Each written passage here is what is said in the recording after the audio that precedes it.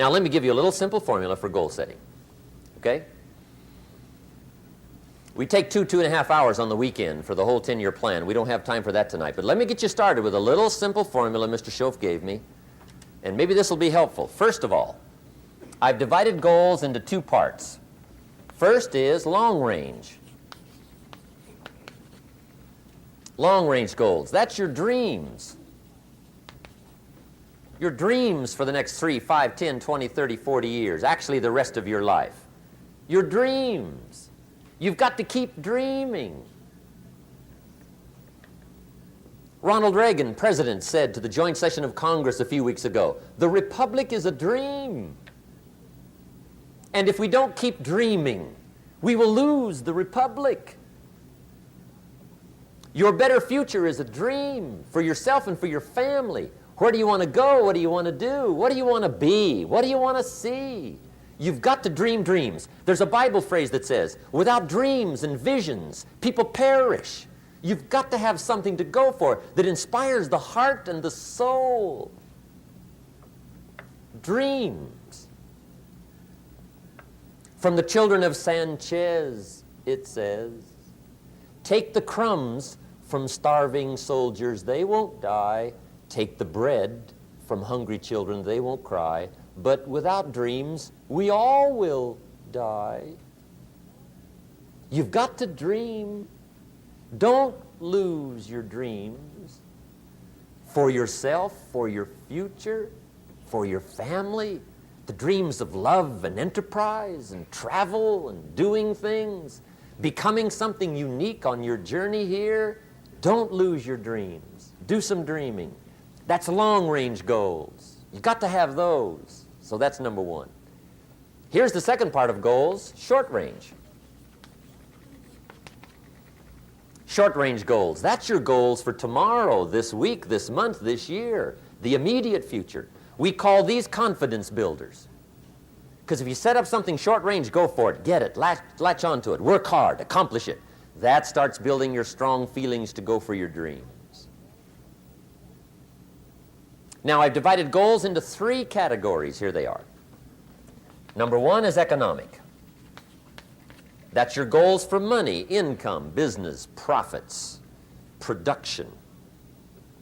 Economics. Make sure you've got your economics well planned. Economics plays a major role in everybody's life. Economics is major, which means it ought to be meticulously well planned for tomorrow, this week, this month, this year, long range. What if you asked somebody tomorrow if you could see their meticulously well-planned list of economic goals? What would they probably say? They say, you some kind of a nut? You must be weird. Hey, I found out what success is. Success is doing what the failures won't do.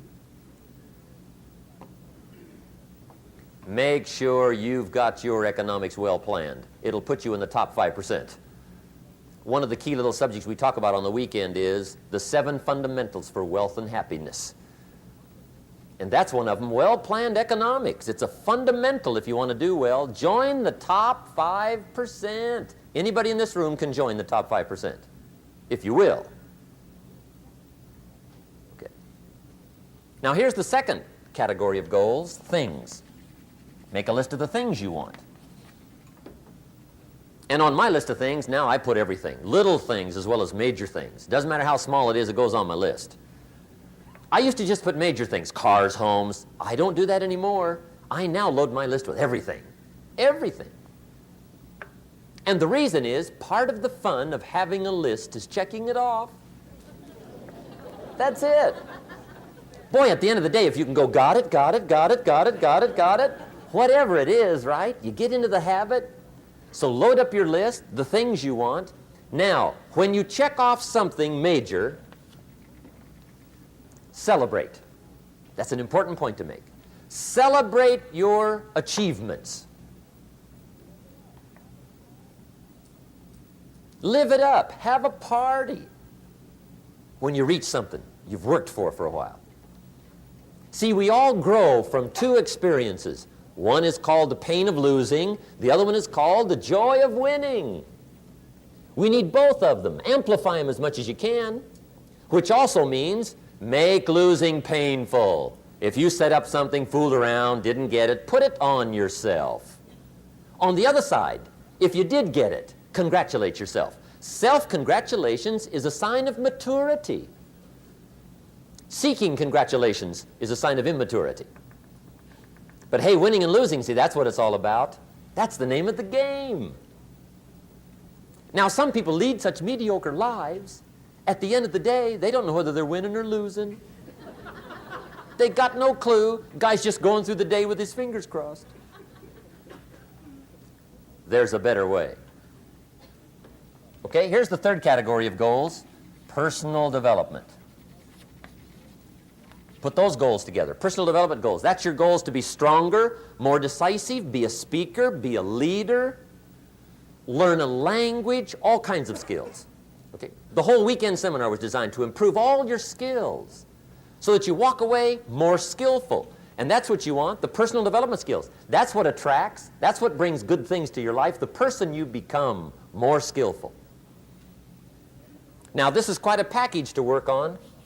Economics, things, personal development. For tomorrow, this week, this month, this year, long range.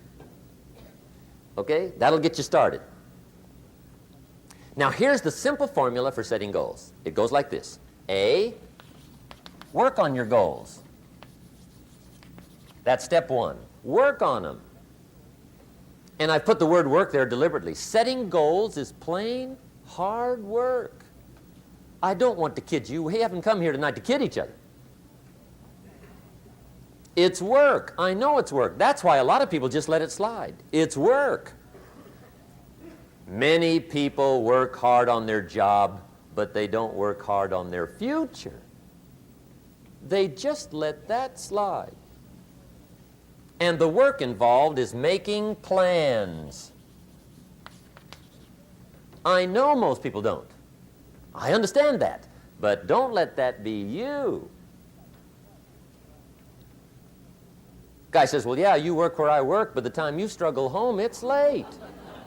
You got to eat a bite of supper, watch a little TV, get to bed. You can't sit up half the night. Plan, plan, plan. And the guy's behind.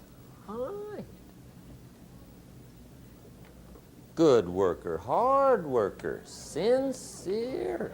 But you got to be better than sincere, working hard. You got to be better than a good worker. You got to be a good planner. Somebody once wisely said, the people who fail to plan are planning to fail. Well said. So work on your goals. Here's step two. Write your goals down. That's so important. I teach my staff around the world, put your goals in your journal. Because one of the major people you want to study is yourself. Say, here's the list of goals I put together 3 weeks ago. Here's the list of goals I put together 2 years ago. Here's some of the changes I made, rearrangement of my priorities. I scratched these off, I put these on, I've gotten these. Study your accomplishments, study what your desires are. Put them on paper, write them down. Here's another reason for writing your goals down. It shows you're serious about doing better. And to do better, you gotta get serious. You don't have to be grim, but you must be serious. Everybody hopes things will get better. Everybody hopes. Poor people hope. That ought to tell you something. It means the future does not get better by hope. It gets better by plan. I used to have the affliction called passive hope. It's an affliction. It's bad. Probably what's even worse than that is happy hope. Now that is really bad. That's bad. Happy hope. The guy's 50 and he's broke and he's still smiling. See, that's not good. So get serious about your goals. Put them on paper. Write them down. There's all kinds. His goals, her goals, their goals. Business goals, financial independence goals, family goals. I mean, there's so many things to work on this that if you don't get busy and work on it, sure enough, the time will pass. And sure enough, 5 years from now, you'll wind up where you don't want to be, wearing what you don't want to wear, driving what you don't want to drive, being what you don't want to be. Now's the time to fix it. Now, here's the third step to your goals. Check the size of your goals and the kinds of goals. How big they are, what kind they are, affects you. And here's one of the important phrases of the evening. Your goals are affecting you, whatever they are. Your goals affect your handshake. Your goals affect your attitude, personality. Your goals affect the way you walk, the way you talk, the way you dress. All day long, we're being affected by our goals. Now, some people have goals, but they have such lousy goals. The effect is bad. I asked a guy one time, what are your goals for this month? The guy said, look, if I could just scrape up enough money to pay these lousy bills. That was his goal. I'm not saying it isn't a goal. It's a goal, but it's such a lousy goal, the effect is bad.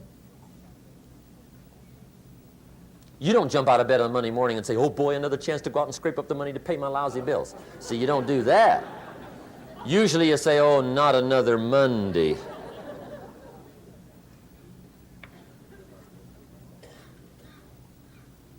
And some people have so given up on life, they have joined the thank God it's Friday club. How sad. Surely those are the same people, when life is over for them, will say, thank God it's over.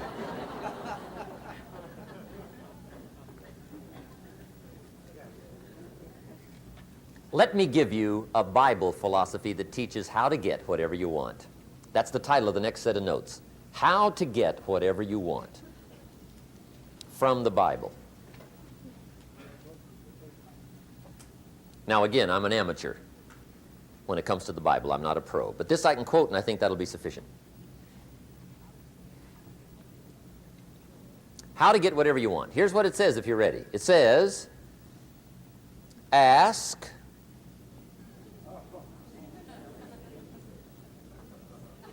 That's it. End of notes. Ask.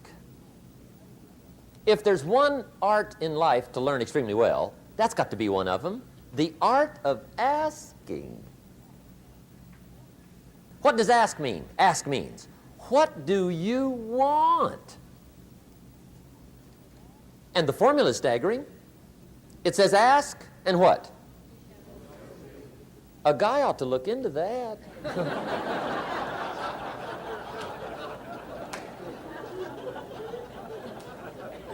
He says, yeah, but you work where I work. By the time you struggle home, it's late. You got to eat a bite of supper, watch a little TV, get to bed. You can't sit up half the night, ask. And the guys behind. See, you've got to be better than a good worker. You've got to be a good asker. Now, let me give you 3 key points on asking and receiving. This can do it. Number 1, asking is the beginning of receiving. Asking starts a unique process, mental and emotional. I don't even know how it works. All I know is it works. It's like pushing a button and all this machinery starts working. I don't know how. It just works. There's a lot of things you don't need to know how. Just work them. Some people are always studying the roots. Others are picking the fruit. I mean, it depends on what end of it you want in on. Asking is the beginning of receiving, so start the process. Here's number 2. Receiving is not the problem. Receiving is automatic. Now, if that's true, receiving is not the problem, what's the problem? Failure to ask might be one of your major problems. I don't know. Check it out. The guy says, oh, now I see it. I got up last year and hit it every day, but there's not a scrap of paper with my goals on it. Good worker, poor asker. So you got to change that. Here's number 3. Receiving is like the ocean. There's plenty, especially in California. It's like an ocean here.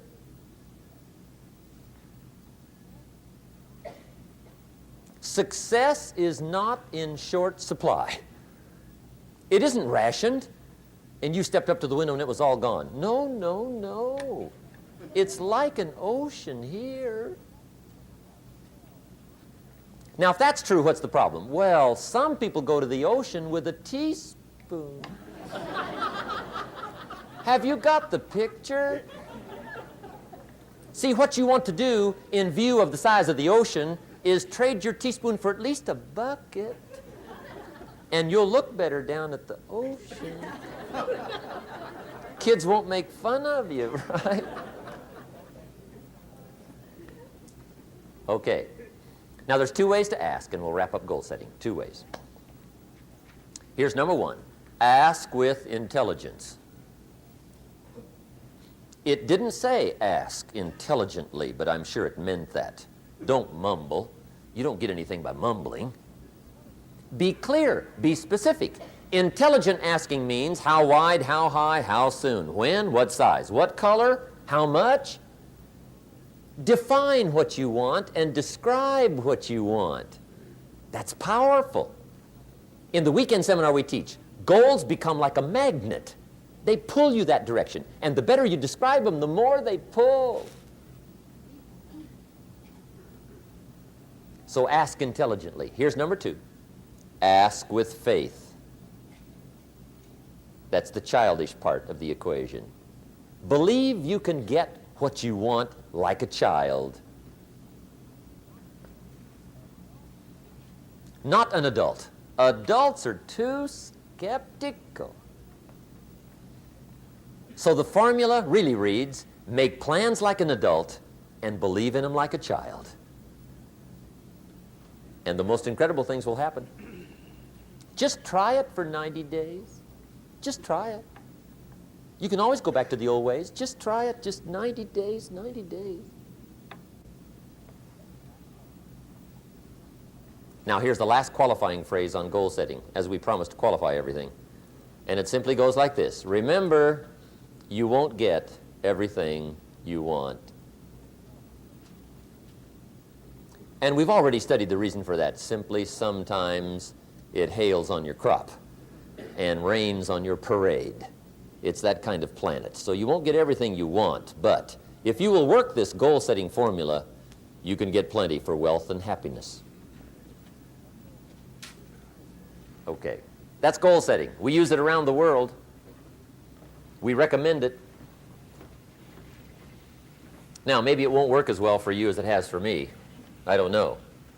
Maybe not. But what if it did? You got to try. Now, here's the negative part of the seminar. We'll get through this as quickly as possible. In fact, we're moving toward the end here. The diseases of attitude. It's never that pleasant to talk about the negative, but we got to talk about it because life is part negative. These attitude diseases are like weeds that grow in the garden. It's a normal part of life. Here's a good phrase to note. Negative is normal. It's not successful, but it's normal. It's part of life. And here's the next key, in my opinion. You must learn to handle the negative. Don't ignore it. Handle it. Now, I know some people teach the other way. And listen to them, and listen to me, and then make up your own mind. Right? Don't be a follower. Be a student. But I say you got to handle the negative. You don't have to live in it. You don't have to dwell on it, but you do have to handle it, my opinion. I know some people teach, just turn your head real quick and say, there's no weeds, there's no weeds, there's no weeds. They'll take your garden. So you've got to handle the negative. Here's what part of it is. It's called the Great War Between Good and Evil. Mr. Reynolds and I are working on a new book this year called The Great War Between Good and Evil. And there is a war on. The minute you were born, you got involved in the war between good and evil, between darkness and light, between negative and positive, between evil and good, between tyranny and democracy, between weeds and human activity. I mean, the war is on. If democracy sleeps, guess who never sleeps? Tyranny. In the absence of light, guess what's automatic? Darkness. If good does not arouse itself and become active, guess what moves in? Evil. It's a war. A mental war, a physical war, a financial war, between enterprise and ease, between accomplishment and failure. It's a war. That's why there's an Old Testament phrase that gives the best advice for human activity when it says, 6 days labor, 1 day rest. Now, I'm sure we've taken that to mean, don't work all 7 days, take one off. Here's what it also means, only take one off. Or you're liable to lose the war. Now, we've got it down to 5 and 2, and maybe that's not too dangerous. I don't know. If God would have thought of 5 and 2, he might have made it 5 and 2. I don't know. You can't think of everything.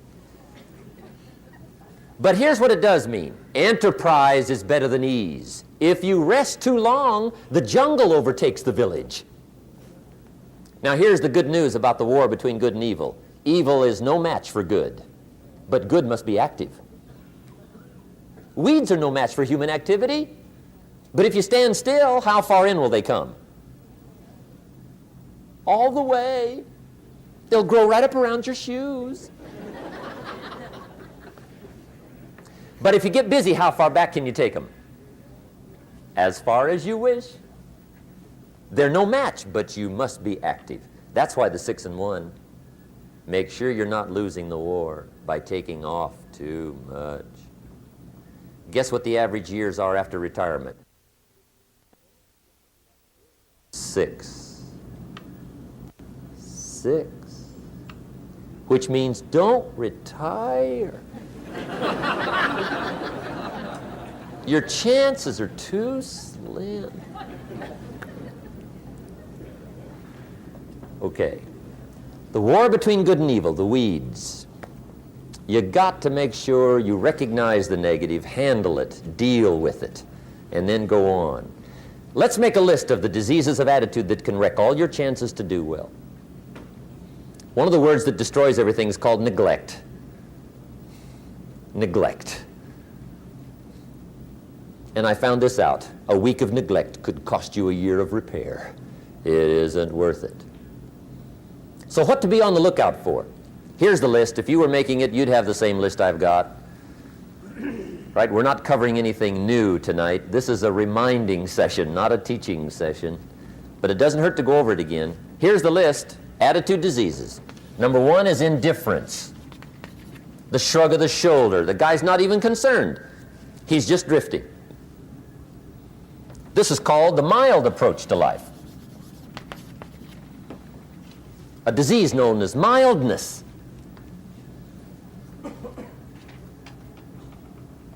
The guy says, well, I can't see getting all that worked up. Well, to be any kind of winner, you got to get worked up. There's one problem with drift. You cannot drift to the top of the mountain. And the good Lord said in the closing chapters of the Bible, here's the best way to live, one way or the other. That's best. Hot or what's next best? Cold is next best to hot. Not the half-baked middle, lukewarm, not too hot, not too cold. What a sad way to live. I think what it means is pick a direction and go with everything you got. Just pick one and go. Somebody says, yeah, but what if it's the wrong direction? You'll find out quicker. It won't take you 25 years to wake up and say, oh no, I've been walking the wrong road. I told my staff the other day, next best to prosperity is adversity. If one doesn't get you, pray for the other. We all do better from one of two reasons, inspiration or desperation. And I don't wish anything bad on you tonight, but if you're not inspired, I hope a wagon comes down your rut.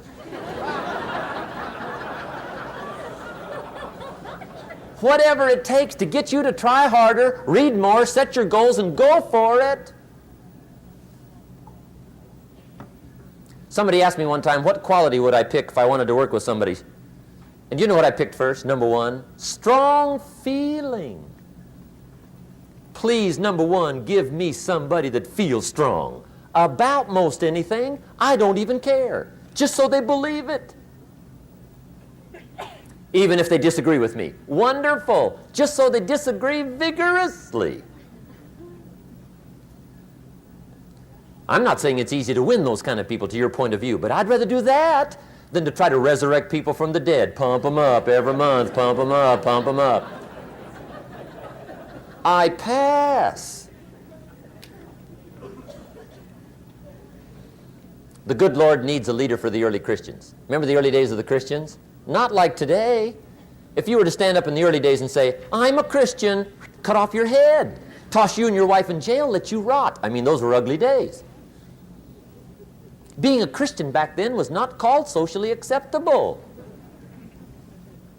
They didn't have 125,000 in the Los Angeles Coliseum to hear Billy Graham on a Sunday afternoon. Not back in those days. Back in those days when the Christians got in the Coliseum, it was a different story, right? I mean, the word was, stay out of the Coliseum, especially on Sunday. Last Sunday was Lions 33, Christians nothing. See, those were mean, tough struggle days for the Christians. Now, when the days are mean and tough and struggling, you got to have some kind of leader. Do you know who the good Lord picked for the leader when the days were mean and ugly? Saul from Tarsus. That's who he picked, Saul. I'll tell you what, I would have picked him. You would have picked him. Anybody would have picked Saul. Saul was one of those incredible guys. Once he got into something, look out. Everybody in the community knew what Saul was in. Because whatever he joined, he'd flip all the switches, open up all the dials, turn on all the faucets, and go like mad. He was known as All-Out Saul. I mean, he was something else. Now, at first, it wasn't working out well. Saul hated Christians, which makes a poor leader, right? I mean, that won't work. Saul got this bug somewhere about the Christians. He got to hating Christians. And he hated them so bad, every time somebody would say Christian, he'd fly into a rage. And I guess he decided one day, it was his mission in life to get rid of all the Christians. He was Saul anyhow, could do most anything he wanted to. So he got him these letters of authority to go around to the various communities and hunt down the Christians. They said, do whatever you want to with them, Saul, they're unpopular anyhow. Drag them in the streets, whip them, stone them, torture them, kill them. You mention the name Saul from Tarsus to the early Christians, I'll tell you what they would do. They would run, hide, lock the doors, leave town, dive underground. I've been in the catacombs of Rome where they hid. He was mean. I mean, terribly mean. But remember the story? One day Saul's making it for Damascus. Heard about some new Christians, flies into a rage, takes off for Damascus. And the story said he was angry. There's a little sentence in the story that says, on his way to Damascus, he was breathing out threatenings and slaughter, which meant he felt rather strong about the idea, right? That's strong, that's strong. But on this journey, right, according to the story, as Saul was making his way to Damascus, the good Lord looks down out of heaven and says, there's my man, Saul. He's got to be something else. And according to the story, this great light shines out of heaven, knocks him flat, right off his horse, grinds his face in the dirt, and blinds him for 3 days. The good Lord using recruiting tools we can't use, but when you're Lord, right? To make a long story short, Saul from Tarsus becomes converted to Christianity. He becomes Paul, the great leader, the apostle. And without a doubt, the good Lord got him a dandy. One he didn't have to pump up every month. In one of his later writings, he said, "The things I once hated, I now love. The things I once loved, I now hate." See, that's strong. Here's the key to the good life. Learn to put everything you've got into everything you do. Whatever you are doing, pour it on. It will quickly open up into opportunity or quickly disclose to you that you ought to be doing something else. The delusion is, if I had a better job, I'd really pour it on. See, that's delusion. Wherever you are, pour it on. Don't give somebody half a job for a day's pay. Pour it on. See, that'll help change your life. Get rid of this disease. Here's the next attitude disease, indecision. Mental paralysis. The guy can't make up his mind and it becomes a disease. Pretty soon he knows he's got it. The guy says, "Well, I know I'm on the fence." But he says, "What if I get off on the wrong side?" Listen, after a while it doesn't matter. Just get off. Any side will do. A life full of adventure is a life full of many decisions. The ones that turn out to be wrong give you better experience to make better decisions. So don't see how many decisions you can get out of, see how many you can get into. That's where the adventure is. So shake off this disease, indecision. The next one is doubt. Doubt's like a plague, and one of the worst is self-doubt. There are many, but that's one of the worst. The guy doubts himself, doubts if it'll last that long for him, doubts if he can do that well, doubts if he can make that much, doubts if he can accomplish all that. A chronic, excellent self-doubter. You can imagine what damage that does to your future. So here's the key. Turn this coin over and become a believer. And there's many things to believe in. One of the majors is yourself. The understanding of self-worth is the beginning of progress. Now, if those three don't get you, this one will. Worry. That's a devastating disease. Worry. Worry causes health problems, social problems, personal problems, family problems. It's devastating. Worry long enough, it'll drop you to your knees. Could reduce you to begging. I know how bad this one is. I used to have it bad. I used to be known as a super worrier. Not a super warrior. No, super worrier. My family wished I'd have been a warrior. I got those years to make up for. But I'll tell you what. My advice to you is do what I finally did on worry. Give it up. Who needs it?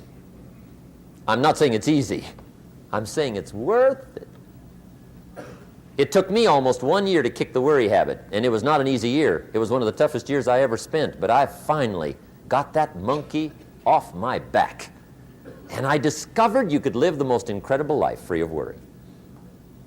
Not free of challenge, not free of difficulty, free of worry. I learned how to do it, and you can. Here's the next attitude disease. Overcaution. Some people never will have much. They're too cautious. Now, you can also be too reckless, but you can also be too cautious. This is called the timid approach to life.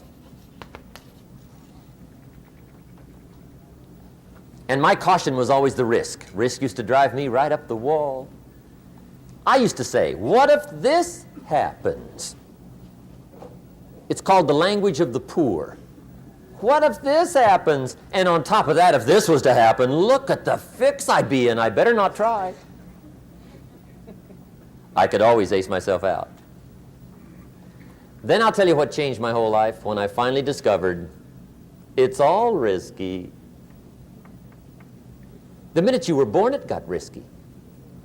If you think trying is risky, wait till they hand you the bill for not trying.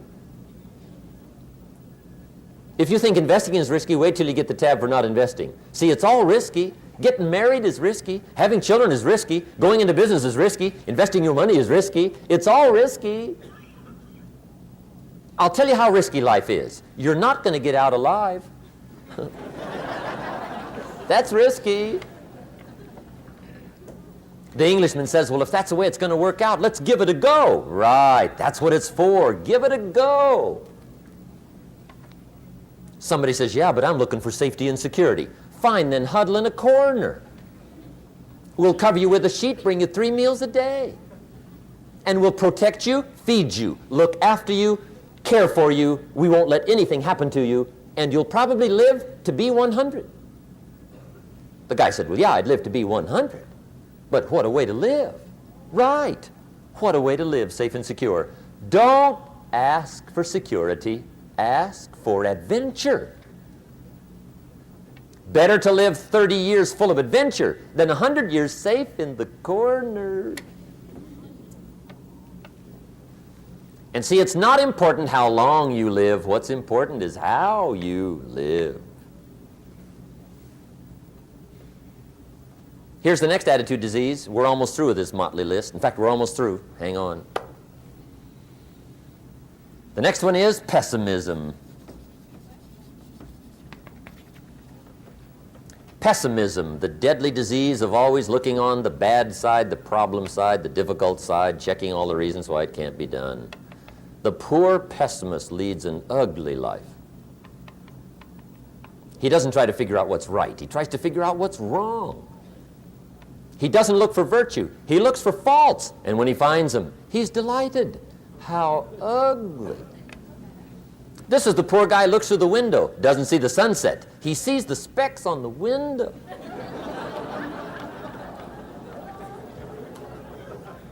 And this is the poor guy, right, who rushes up, takes such leave of his senses. This guy rushes up and he says, I've got 5 good reasons why it won't work. He's so dumb he doesn't know all he needs 1. He's got 5.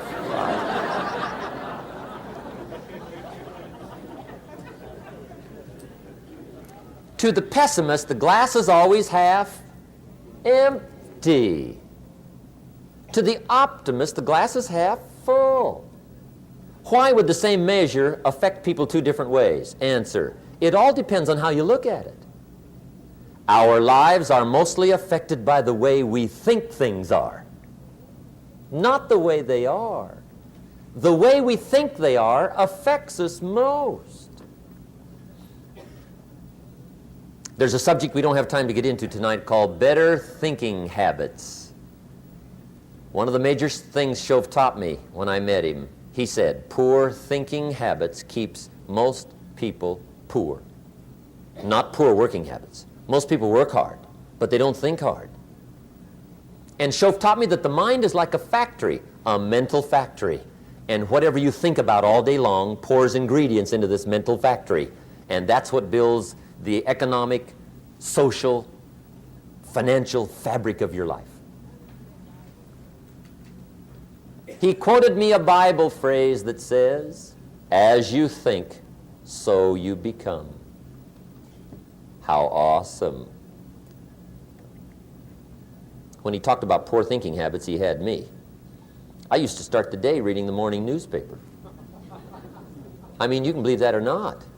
I'd get a cup of coffee and read the paper. I'd load up on wars and riots and murders and stabbings and killings and bank robberies and muggings and car wrecks and tragedies. I'd even read the back pages. I seem to like that stuff for some weird reason. I'd load up on all that, and then I'd start the day. You can imagine the kind of days I used to have. You walk around on your financial knees. They call you economic peewee.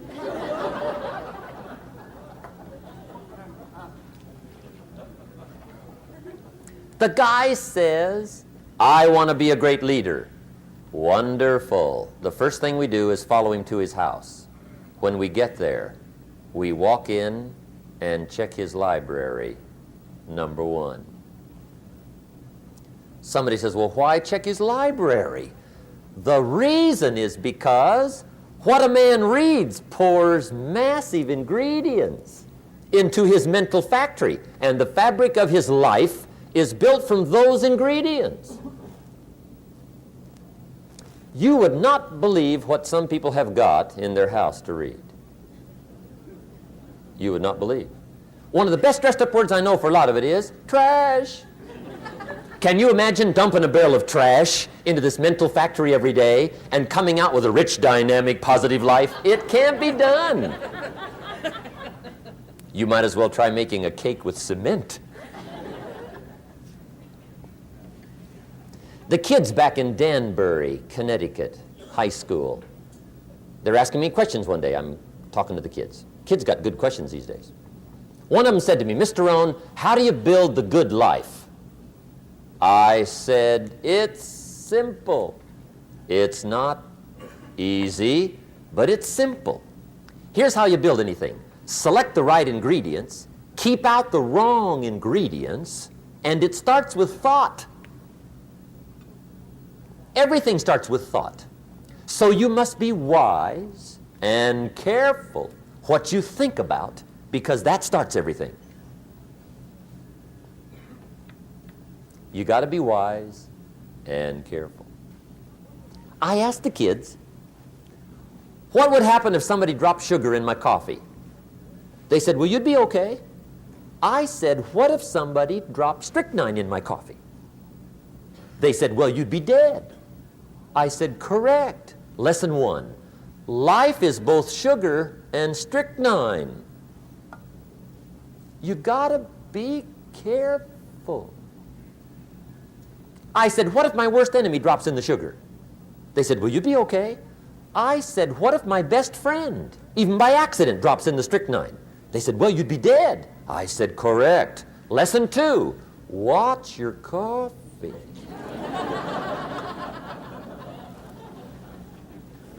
You got to be careful. See, it doesn't matter who hands you the bad stuff. It doesn't matter where you get the bad stuff. It'll still do its damage on your bank account, wherever you get it. Mr. Schoaf gave me one of the greatest phrases when I first met him when he said, Jim, every day stand guard at the door of your mind. How important. Stand guard at the door of your mind. And you decide what goes into your mental factory. Don't let anybody just dump anything they want to in your mental factory, because you've got to live with the results. Okay, here's the last disease, and we're through with this list. In fact, we're almost through. Hang on. The last subject is very brief. The last disease, but this one is deadly. Engage in this one, indulge in it even slightly, and you might as well forget the future, because it's going to forget you. Complaining, crying, whining, griping, a Bible word called murmuring. See, that'll ace your future. Spend 5 minutes complaining, and you have wasted 5. And you may have begun what's known as economic cancer of the bone. Surely they will soon haul you off into a financial desert and there let you choke on the dust of your own regret. I hope I said that well, so you won't forget. It's a deadly disease. If you don't think it's bad, ask the children of Israel of Old Testament fame. Typical of us all, their story just happened to get in the book. Story says, children of Israel were slaves. God performed a series of dazzling miracles and got them out.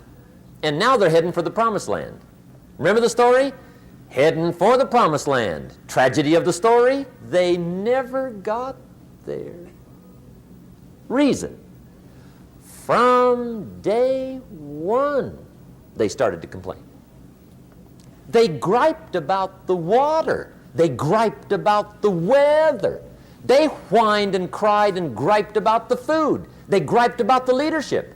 They whined and cried because it was too far, too cold, too hot, too difficult, too miserable. I mean, they whined and cried for years.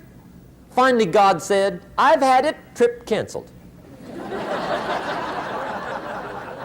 Or something like that.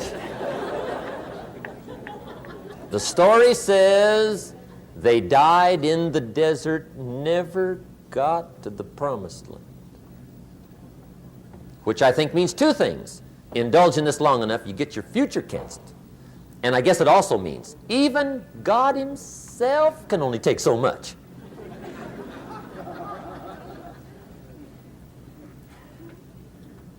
Okay. Just be on the lookout of the things that can destroy all the good you start. The war is on. And this evening, tomorrow, mentally, personally, socially, economically, you got to make sure you're winning the war. And this is part of it.